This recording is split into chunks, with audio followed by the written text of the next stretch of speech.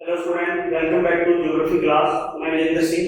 तो आज अपने जो है 11th क्लास का सेकंड चैप्टर जो है अपने भौतिक भूगोल के मूल सिद्धांत बुक है, उसका सेकंड चैप्टर जो है वो स्टार्ट करेंगे। चैप्टर सेकंड जो है इसका जो अपने रिलेशन है या ये जो चैप्टर है वो किससे जुड़ा हुआ है, वो अपने जो अर्थ है उस अर्थ के ओरिजिन और इवोल्यूशन से जुड़ा हुआ है। Origin and evolution of the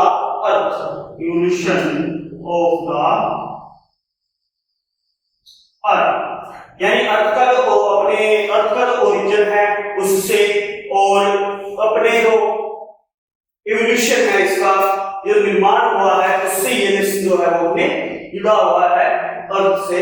तो देखिए अपने अर्थ के बारे में बात करने से पहले में ये देखते हैं कि हम सभी ने बचपन के अंदर तारों को देखा है, ब्रह्मांड की तरफ देखकर अपने बड़े हुए हैं या तारों को देख देख कर बड़े हुए हैं। अभी ये तारे कैसे बने हैं, किस प्रकार से बने हैं, ये अपने बुजुर्गों से पूछा है तो उन्होंने बहुत सी बातें हमें बताई।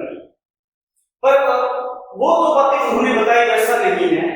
तो अपने जो अर्थ है ये कैसे बनी या किस प्रकार से बनी, तो इसके लिए अपने थ्योरीज आती है।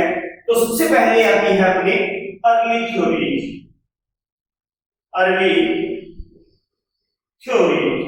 तो अर्ली थ्योरी जो है, इस अर्ली थ्योरीज में अपने जो जानेंगे वो अर्थ जो है अपनी उसके ओरिजिन के बारे में जानेंगे। ओरिजिन ऑफ द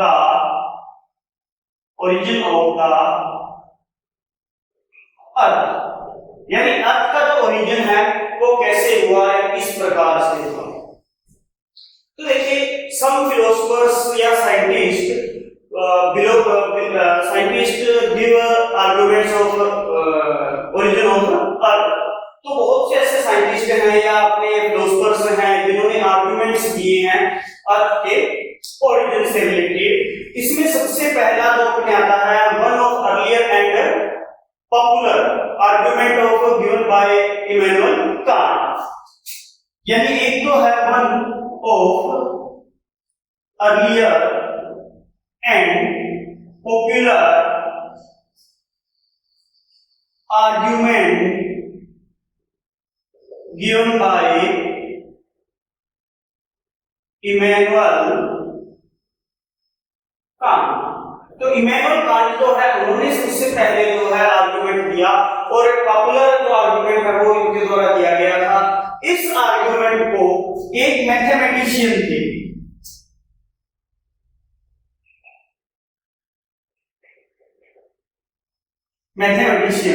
तो मैथमेटिशियन थे लाप्लेस। तो इन लाप्लेस ने ये जो आर्गुमेंट था इस आर्गुमेंट को रिवाइज्ड किया 1796 के अंदर। 1796 के अंदर इस आर्गुमेंट को रिवाइज कर इन्होंने ये दोबारा किया और इस आर्गुमेंट को फिर कहा गया नेबुलर हाइपोथेसिस।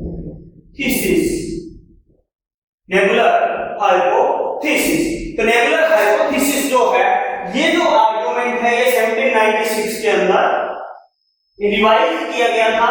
मैथमेटिशियन थे लाप्लेस, उनके द्वारा।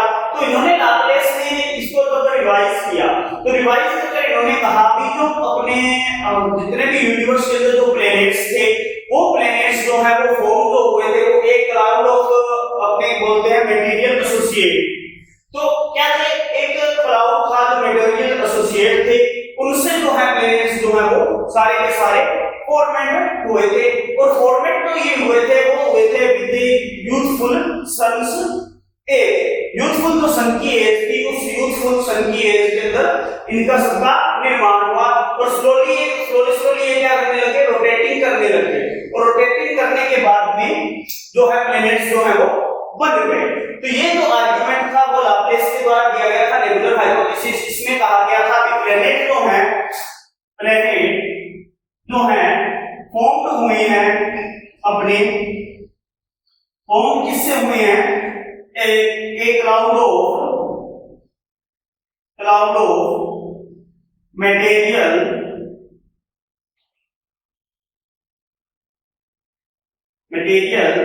एसोसिएट, यानी मटेरियल जो एसोसिएट है उस मटेरियल एसोसिएट से प्लैनेट्स जो है वो फॉर्म हुए, और ये क्लाउड को बना मटेरियल एसोसिएट का, इसके अंदर प्लैनेट जो है वो क्या हो गए? स्लोली अपने रोटेटिंग होने लग गए, स्लोली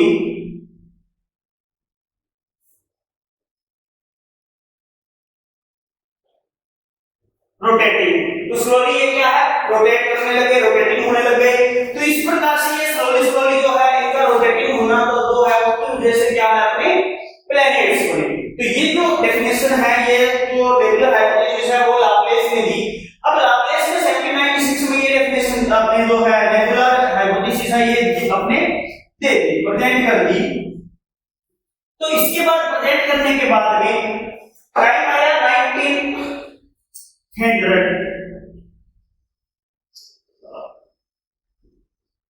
AD का, 1900 AD का ईस्वी का जो है वो टाइम आया। तो इस 1900 AD के अंदर या ईस्वी में अपने दो शायद अपने ज्योग्राफर थे, एक तो थे चैम्बरलिन एंड सेकंड थे मोल्टन।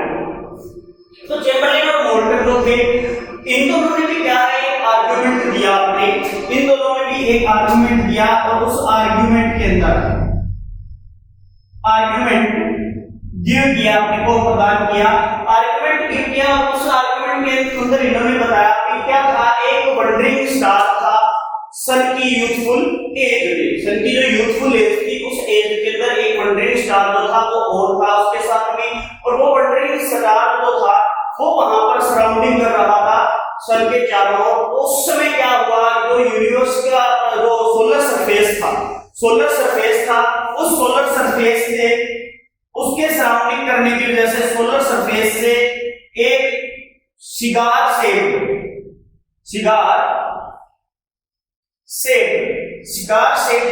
जो पीस था वो उससे सेपरेटेड हो गया, और सेपरेटेड होकर उससे डिस्टेंस पर चला गया, और डिस्टेंस पे जाने के बाद में सन के चारों ओर में सराउंडिंग घूमने लग गया, मूव करने लग गया। और जैसे जैसे टाइम बीता वैसे वैसे वो जो सिगार शेप्ड सेपरेटेड पीस था वो क्या हो गया? कंडेंसेट हो गया या संघनित हो गया और कोल्ड हो गया, और वहां पर जो है वो धीरे धीरे प्लैनेट्स का रूप ले लिया। तो यहाँ पर मोल्टन और चैम्बरलिन ने कहा कि क्या था? एक वंडरिंग स्टार था जो अप्रोच कर रहा था सन के साथ में, वहां पर घूम रहा था, और उसका एक रिजल्ट ये आया कि एक सिगार शेप्ड अपने जो एक्सटेंशन था वो हुआ, और वो सेपरेटेड होकर चला गया, और वो एक्सटेंशन उसके सिगार शेप एक्सटेंशन के कारण जो अपने मटेरियल जो था वो सेपरेटेड हुआ था सोलर सरफेस से, और उसके बाद में वो क्या था? मूव अराउंड करने लग गया था सन के चारों ओर में, चारों सन के घूमने लग गया। तो उस मूविंग के दौरान जो अपने यहाँ पर सिगार शेप पीस था वो घूमने लगा, तो इसको अपने सिगार शेप के कारण ये हो गया कि ये हाइपोथेसिस थी। तो इस हाइपोथेसिस का पहले तो अपने सर जेम्स जीन और लेटर सर हेराल्ड जेफरी, इन दोनों ने भी इस आर्गुमेंट को सपोर्ट किया और कहा कि ये जो आर्गुमेंट है बिल्कुल सही है जो मोल्टन और चैम्बरलिन ने दिया है, और ये धीरे धीरे जो है ये इसकी कंडीशन जो है वो बता रहे हैं जो मोल्टन और चैम्बरलिन को बिल्कुल राइट है, और जो प्लेनेट है वो इसी प्रकार से यहाँ पर बनी है। और इस आर्गुमेंट को जो है अपने चैम्बरलिन और मोल्टन है इन्होंने जो आर्गुमेंट दिया, इस आर्गुमेंट को अपने बाइनरी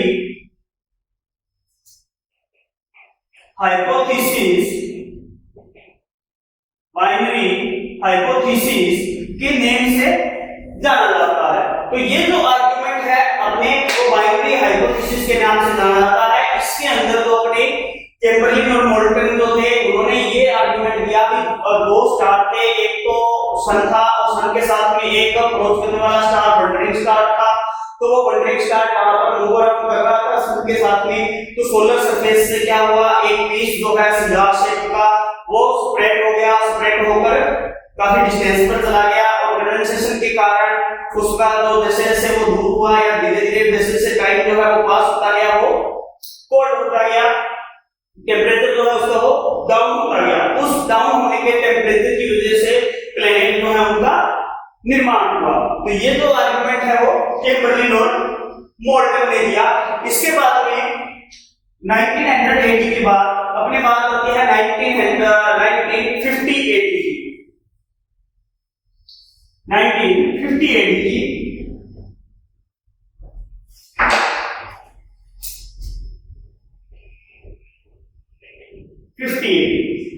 तो 1950 AD के अंदर रसिया के थे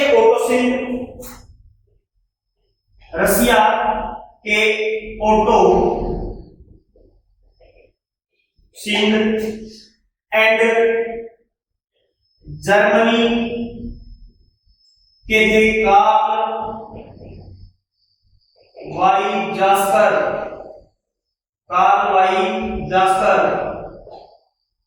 तो ये दोनों लोग थे रशिया के ओटो सिन और जर्मनी के कार्ल वाई जास्कर। इन दोनों ने 1950 के अंदर क्या किया, अपने जो नेबुलर हाइपोथेसिस थी उसी नेबुलर हाइपोथेसिस को रिवाइज किया। जो नेबुलर हाइपोथेसिस थी उस नेबुलर हाइपोथेसिस को रिवाइज कर दोबारा से उसको प्रतिपादित किया और इन्होंने ये बताया कि जो अपने सन है, सन जो है वो सराउंडिंग कर रहा था सोलर नेबुला के चारों ओर। सन जो है वो सराउंडिंग कर रहा था सोलर नेबुला भी, यानी सोलर नेबुला के चारों ओर सन जो है वो सराउंडिंग कर रहा था। तो इस सराउंडिंग के कारण वहां पर हीलियम सराउंडिंग कर रहा था। तो सोलर नेबुला के अंदर गैसेस थी हीलियम और हाइड्रोजन। अब वो हीलियम और हाइड्रोजन जो गैसेस थी उनके अंदर फ्रिक्शन और कोलिजन की जो प्रोसेस है वो हुई, यानी पार्टिकल्स जो थे उसके अंदर गैसेस थी जिसमें अपने फ्रिक्शन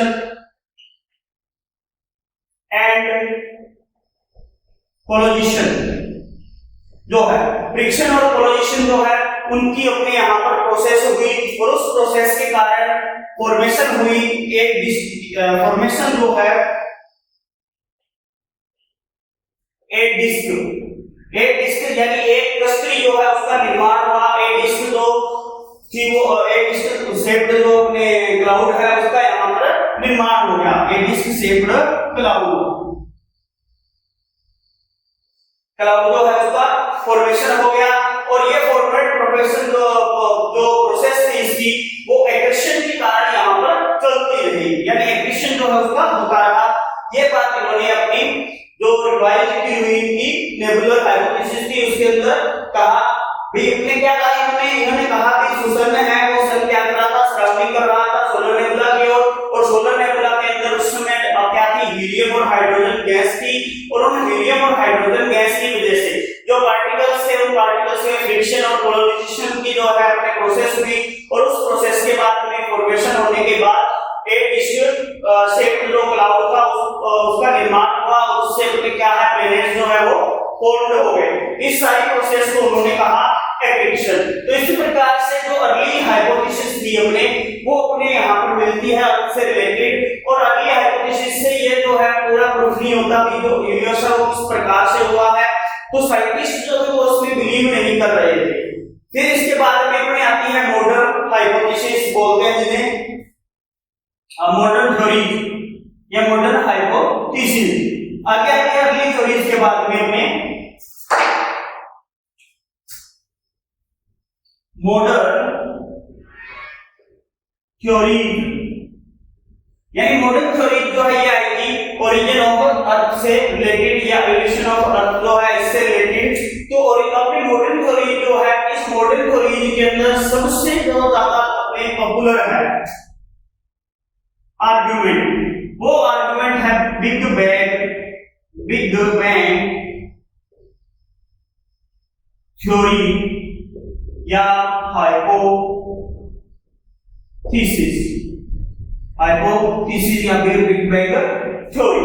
तो बिग बैंग थ्योरी या हाइपोथेसिस जो है इसको जो है के अंदर जो साइंटिस्ट है, जो साइंटिस्ट हैं, वो साइंटिस्ट इसको काफी महत्व देते हैं और ये अपने जो है सारे होल वर्ल्ड के अंदर क्या है, काफी पॉपुलर थ्योरी है। इस थ्योरी को अपने बिग बैंग भी कहते हैं और सेकंड इसका नाम है एक्सपेंडिंग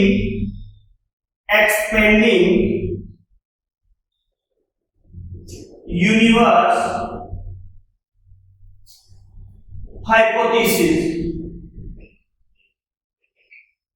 एक्सपेंडिंग यूनिवर्स हाइपोथेसिस, इसको एक्सपेंडिंग यूनिवर्स हाइपोथेसिस के नेम से भी जाना जाता है। अब ये जो थ्योरी है, इस थ्योरी को 1920 एडी में एडविन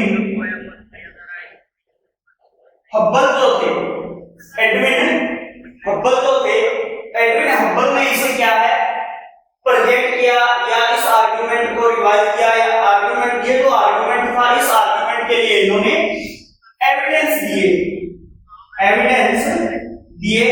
और एविडेंस देकर ये अपने को इन्होंने प्रोजेक्ट करना चाहा कि जो यूनिवर्स है वो क्या है, अभी भी एक्सपेंडिंग हो रहा है, बढ़ रहा है। जो गैलेक्सीज हैं, उन गैलेक्सीज के बीच में जो डिस्टेंस है, उन डिस्टेंस का जो है रेगुलर एक्सपेंशन जो है वो होता जा रहा है।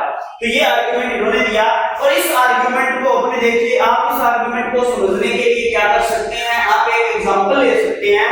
एक एग्जांपल जैसे इन्होंने कहा, अपने एग्जांपल लेंगे कि एक बलून तो है, अब आप क्या कीजिए, बलून लीजिए, उस बलून के अंदर आप पॉइंट जो है उनको मार्क कर दीजिए, पॉइंट जो है उनको मार्क कर दीजिए। पॉइंट मार्क करने के बाद में उसको इन्फ्लेटिंग कीजिए, इन्फ्लेटिंग जब इसमें करोगे तो आपका क्या होगा, ये बलून जो है वो बढ़ना स्टार्ट हो जाएगा, एक्सटेंस होना जो है वो स्टार्ट हो जाएगा, या एक्सटेंशन जो है इसका वो बढ़ जाएगा।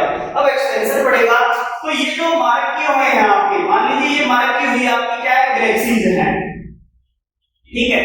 तो इन गैलेक्सीज के अंदर जैसे ही इसे आपने इन्फ्लेटिंग किया, तो इन्फ्लेटिंग करने के बाद में ये बलून फैलेगा, तो ये जो गैलेक्सीज है ये भी एक दूसरे से क्या होंगे, डिस्टेंस पर होते जाएंगे, ऐसे डिस्टेंस पे होते जाएंगे। अब ये जो डिस्टेंस पे जाएंगी, ये जो है गैलेक्सीज जो है वो लगातार डिस्टेंस पे जाएंगे, यानी इन्फ्लेटिंग करने के बाद में हमने ये पाया कि जितने भी पॉइंटेड मार्क्स थे अपने, वो पॉइंटेड मार्क्स क्या हो गए, तो एक दूसरे से क्या हो गया, उनका एक्सटेंशन हो गया, जो डिस्टेंस थी वो बढ़ गई। डिस्टेंस बढ़ने के साथ साथ में जो अपना पॉइंटेड मार्क था, उस पॉइंटेड मार्क का भी एक्सटेंशन हुआ, यानी वो पॉइंट बिल्कुल छोटा सा था, तो हवा भरने के बाद में उसके अंदर एयर जब भरी आपने बलून में, तो एयर भरने के बाद में उस पॉइंट का भी जो साइज है वो क्या हो गया, एक्सटेंशन हो गया। तो इस प्रकार से अपने यहाँ पर ये जो है देख सकते हैं भाई, जो गैलेक्सीज है, इसी प्रकार उनका जो गैलेक्सीज है उनके बीच में भी क्या है, लगातार एक्सटेंशन बढ़ता जा रहा है और दूरी जो है उनकी बढ़ती जा रही है। तो ये अपने एक इस एग्जांपल में कहा, लेकिन ये जो था ये तो सिर्फ एक फैक्ट था, यानी ये तो अपने एक फैक्ट के रूप में रह सकते हैं, ले सकते हैं, पर इसको अपने ये नहीं कह सकते कि बिल्कुल ऐसा ही गैलेक्सी के अंदर हुआ है। लेकिन गैलेक्सी के अंदर ऐसा नहीं हुआ है कि गैलेक्सी तो है उनकी दूरियां बड़ी हैं, पर प्लेनेट का जो विस्तार है वो भी हुआ है। लेकिन ये सिर्फ जो एग्जांपल है, उस एग्जांपल को आप एक फैक्ट मान सकते हो, प्रॉपर्ली इसे आप बिल्कुल सही नहीं मान सकते, प्रॉपर्ली सही नहीं मान सकते प्लीज एग्जांपल को। ये तो एक एग्जांपल है, सिर्फ समझाने के लिए दिया गया है। तो इस प्रकार से भी अपने क्या है, गैलेक्सीज के अंदर एक्सटेंशन हो रहा है और लगातार जो प्लैनेट्स वगैरह हैं उनके अंदर भी एक्सटेंशन हो रहा है। तो ये बात जो है वो अपनी इसके अंदर कहते हैं एक्सपेंडिंग यूनिवर्स हाइपोथेसिस के अंदर एडविन हबल। तो एडविन हबल ने अब देखिए ये जो अपने एविडेंस दिया, इस एविडेंस के लिए इन्होंने बताया कि ये जो एविडेंस है, इस एविडेंस की अपने निम्न स्टेज, अपने कुछ सम स्टेजेस हैं जिनसे अपने ये प्रूफ कर सकते हैं कि जो अपने एक्सटेंशन हो रहा है बिग बैंग में, वो एक्सटेंशन किस टाइप से हो रहा है, किस प्रकार से हो रहा है। तो इन्होंने एडविन हबल ने पहला तो अपने यहाँ पर स्टेप बताया, या पहली जो स्टेज बताई, उस स्टेज के अंदर इन्होंने ये बताया कि अपने जो है जितने भी अपने पार्टिकल्स थे यूनिवर्स के अंदर, वो क्या थे, एग्जिस्ट थे। जितने भी पार्टिकल्स थे वो सारे के सारे क्या थे, एग्जिस्ट एग्जिस्ट थे एक टीनी बॉल में, टीनी बॉल में एग्जिस्ट थे। इस टीनी बॉल को उन्होंने नाम दिया सिंगुलर एटम। तो जितने भी अपने यहाँ पर पर्टिकुलर पाए जा रहे थे अपने यूनिवर्स के अंदर, वो सारे के सारे टीनी बॉल में हो गए। सिंगुलर एटम के अंदर वो क्या थे, एग्जिस्ट थे। अब इनके अंदर देखिए क्या था, समान वॉल्यूम था। जो इनका इनइमेजिनरी जो वॉल्यूम था इनका, वो क्या था, समान था। इन्फिनिट इनका टेम्परेचर था और इन्फिनिट इनकी डेंसिटी थी।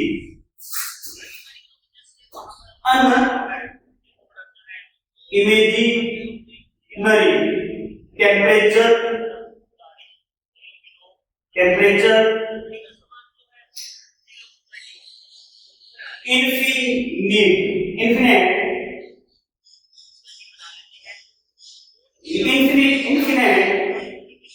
infinite temperature. यहां पे अनइमेजिनरी में आया अपने वॉल्यूम, यहां आएगा इन्फिनिट डेंसिटी, इन्फिनिट डेंसिटी। तो इन्होंने कहा भी क्या था, सारे के सारे पार्टिकल्स क्या थे, एक एग्जिस्ट थे एक सरफेस के ऊपर, जो क्या एक टीनी बॉल के रूप में थी या सिंगुलर एटम के रूप में थी। और उनमें क्या था, उनकी जो अनइमेजिनरी जो वॉल्यूम था उसका वो क्या था, कम था। और इन्फिनिट टेम्परेचर था और इन्फिनिट डेंसिटी थी। इनइमेजिनरी वॉल्यूम जो है वो स्मॉल था और इन्फिनिट टेम्परेचर और डेंसिटी तो बहुत ज्यादा हाई थी। तो ये तो इनकी पहली स्टेप के अंदर आता है। पहला स्टेप क्या था, तो पहले स्टेप में तो ये हुआ। अब सेकंड स्टेप की अगर बात करें इसमें, तो सेकंड स्टेप में क्या हुआ, सेकंड जो स्टेप है, सेकंड स्टेप या स्टेप, तो इस सेकंड स्टेप के अंदर जो टीनी बॉल थी, उस टीनी बॉल के अंदर बिग एक्सप्लोडेड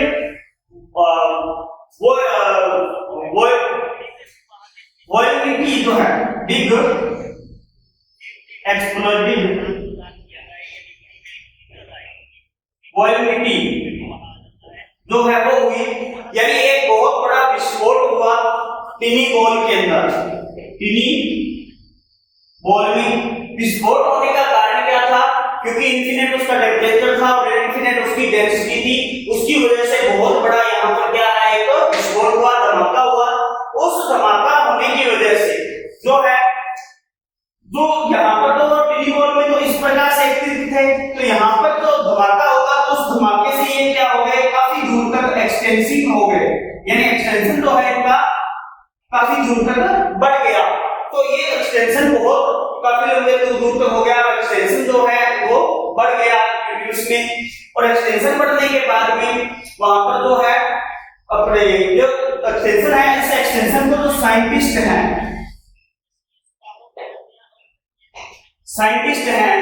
वो साइंटिस्ट जो है वो ये मानते हैं कि ये जो एक्सटेंशन है वो 13.7 बिलियन ईयर्स अगो हुआ था। यानी 30.7 बिलियन ईयर्स अगो जो है ये एक्सटेंशन या टीनी बॉल के अंदर जो विस्फोट हुआ, ये 13.7 अरब वर्ष पहले हुआ। और 13.7 अरब वर्ष पहले ये विस्फोट जो हुआ, तो इस विस्फोट के कारण क्या हुआ, एक ह्यूज एक्सपेंशन था। तो ह्यूज एक्सपेंशन हुआ।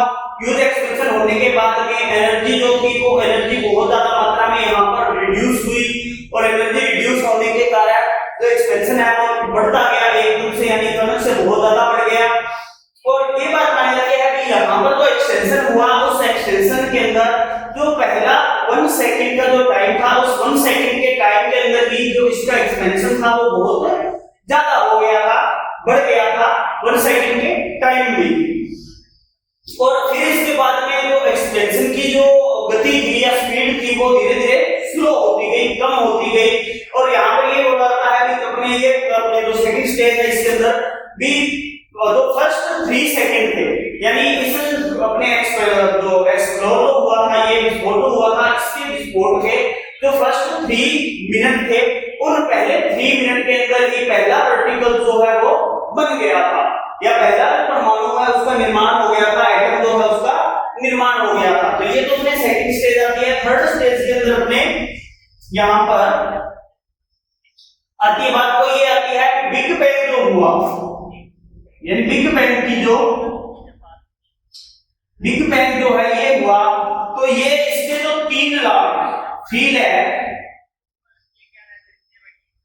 ईयर्स में, 3 लाख ईयर्स के ड्यूरिंग जो है टेम्परेचर है वो अपने 4500 केल्विन, 4500 केल्विन जो है बिग बैंग की ये घटना जो है वो आज से लगभग ये कहते हैं 3 लाख के दौरान, यानी with in 3 lakh years from the big bang temperature drop down 4500 kelvin. तो टेम्परेचर जो है वो 4500 केल्विन तक ड्रॉप हो गया था, डाउन आ गया था, और 4500 केल्विन डाउन आने के कारण जो यूनिवर्स है अपना, उस यूनिवर्स के अंदर एटॉमिक जो मैटर है वो बन गए थे। एटॉमिक मैटर जो है उनका निर्माण हो गया, फॉर्मेशन हो गया। एटॉमिक फॉर्मेशन होने के बाद में अपने यहाँ पर जो है अपने ये आता है एटॉमिक मैटर बनने के बाद में जो अपना यूनिवर्स है वो यूनिवर्स जो है वो ट्रांसपेरेंट हो गया, यानी पारदर्शी जो यूनिवर्स है, ब्रह्मांड है, उस यूनिवर्स के रूप में वो अपने सामने आ गया। तो इस प्रकार से ये जो बिग बैंग की थ्योरी है ये अपने डिसाइड करती है, या अपने एडविन हबल के जो एविडेंस है वो ये बताते हैं कि अपना जो यूनिवर्स है उस यूनिवर्स का निर्माण कैसे हुआ या फॉर्मेशन कैसे हुआ। तो ये जो एविडेंस है इसके, या इसके जो निम्न स्टेजेस हैं, जो जितनी भी ये स्टेजेस हैं, इन स्टेजेस से हमने ये प्रूफ कर दिया कि ये जो एक्सटेंशन है वो इस टाइप से हुआ होगा। तो अपने यहाँ पर इन्होंने पहली जो स्टेज ली, उस स्टेज के अंदर एक बताया कि जितने भी मैटर थे या पार्टिकल्स जो थे वो क्या थे, एक टिनी बॉल के रूप में इकट्ठे थे। अब टिनी बॉल के अंदर क्या हुआ, ये जो टिनी बॉल का जो इनइमेजिनरी स्मॉल वॉल्यूम था, इनफिनिट टेम्परेचर था और इनफिनिट डेंसिटी थी। उसके बाद में सेकंड स्टेज में क्या हुआ, बिग बैंग जो एक्सपेंशन है, या उस एक्सपेंशन के अंदर क्या हुआ, बहुत बड़ा एक्सप्लोड हुआ, विस्फोट हुआ। उस एक्सप्लोड के कारण जो अपना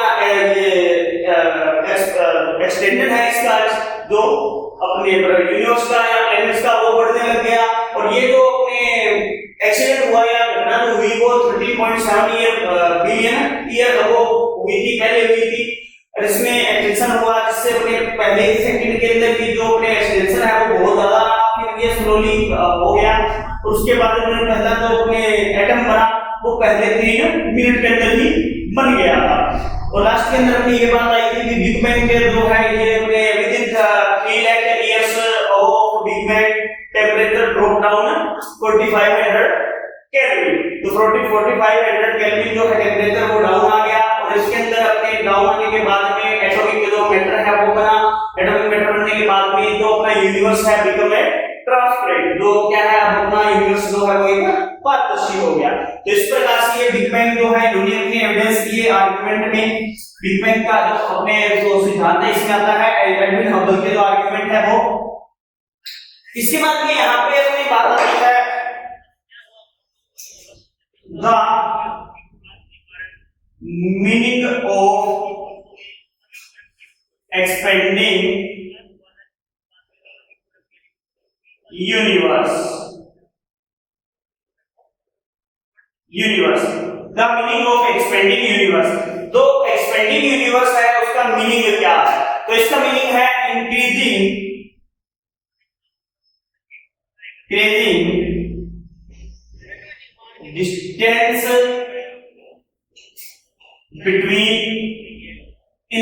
distance between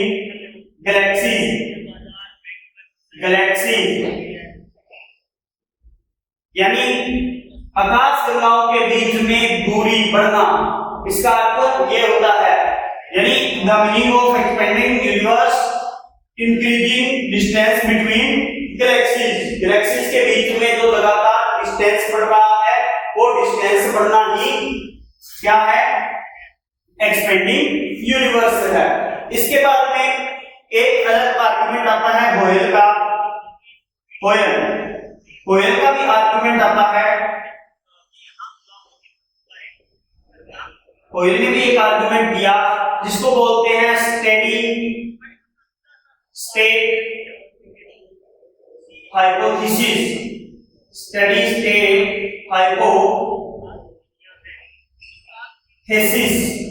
तो स्टेडी स्टेट हाइपोथेसिस जो है, तो अब यहाँ पे आर्गुमेंट जो है वो स्टेडी स्टेट हाइपोथेसिस का आर्गुमेंट जो है वो भी दिया गया था अपने होयल के द्वारा। और होयल ने जब ये कॉन्सेप्ट दिया तो इन्होंने कहा कि अपना जो यूनिवर्स है इसका जो फॉर्मेशन है जो हुआ है वो सेम एज रहा है उस टाइम के साथ में, जैसा यानी पहले था वैसा ही अभी है, यानी सेम एज एनी टाइम, यानी किसी भी समय जो है वो एक सा ही रहा, कुछ भी उसमें चेंजिंग नहीं हुआ है, यानी जैसा वो पहले था वैसा ही यूनिवर्स क्या है अभी है। तो ये स्टेडी स्टेट हाइपोथेसिस है जो होयल ने प्रेजेंट की कि यूनिवर्स एक्सपेंडिंग के लिए भी जो एक्सपेंडिंग हो रहा है यूनिवर्स अपना, उसका निर्माण जो है वो किस प्रकार से हो रहा है। तो इसको अपने यहाँ पर स्टेडी स्टेट हाइपोथेसिस के अपने होयल की बात जो है वो सिंपल सी बात है भी, जो टाइम पीरियड के साथ में क्या है कोई भी इसमें चेंजेस नहीं हुआ और चेंजेस नहीं होने की वजह से जो यूनिवर्स अपना वो वैसे का वैसा ही रहा। तो ये स्टेडी स्टेट है अपने हाइपोथेसिस आती है होयल की। इसके बाद में जो अपने एक्सपेंडिंग बात करते हैं, अपने जितने भी ये यूनिवर्स की एक्सपेंडिंग से रिलेटेड थ्योरी है और है, तो वो सारे के सारे जितने भी साइंटिस्ट हैं वो ज्यादातर तो बिलीव करते हैं या ज्यादातर तो सपोर्ट करते हैं वो बिग बैंग थ्योरी को ही करते हैं, क्योंकि बिग बैंग थ्योरी जो है वो एक प्रकार से अपने को यूनिवर्स से रिलेटेड कुछ जो अपने फैक्ट्स होते हैं उन फैक्ट्स के बारे में अपने बिलीव करवाती है, विश्वास करवाती है और उन फैक्ट्स को अपने लिए उपलब्ध करवाती है। तो इसलिए आज के टाइम में सबसे ज्यादा जो अपने प्रचलित कह सकते हैं या पॉपुलर जो अपने थ्योरी कह सकते हैं, हाइपोथेसिस कह सकते हैं, वो बिग बैंग की हाइपोथेसिस है जो चल रही है फिलहाल इस टाइम में। अब आगे अपने देखिए इसमें ये कर चुके हैं अर्थ के अंदर भी अपने पहले इसकी मैनुअल कांट की, फिर लाप्लेस ने नेबुलर थ्योरी दी। लाप्लेस की नेबुलर थ्योरी के बाद में 1980 के अंदर अपने चैम्बरलिन और बोल्टन की थ्योरी आ गई। चैम्बरलिन और बोल्टन के बाद में 1950 के अंदर ओटो सिमंड ने और कार्ल वाइस्टर ने फिर उसमें नेबुलर जो थ्योरी थी उसमें अपना जो रिवाइज करके उसको दिया और उन्होंने उसमें क्या किया भाई हीलियम और हाइड्रोजन गैसेस जो थी इसके द्वारा क्या हुआ मैटर बना और मैटर बनकर उसके बाद प्लैनेट्स बने और प्लैनेट्स के अंदर क्लाउड बन गए, क्लाउड बन के एक डिस्क बन गई। उसके बाद फिर बिग बैंग की थ्योरी आई। तो बिग बैंग ने अपने को पूरे रूप से यानी पूरे खुलकर अपने इसका विस्तार किया और वहां से अपने को पता चला कि बिग बैंग के अंदर जो यूनिवर्स है उसका एक्सपेंशन कैसे हुआ है या एक्सपेंड जो है वो किस प्रकार से हो रहा है, बढ़ रहा है। तो वो सारे के सारे एविडेंस आ गए। अब अपने कल अगले वीडियो के अंदर इसी लेसन का अगला पार्ट करेंगे। Thank you.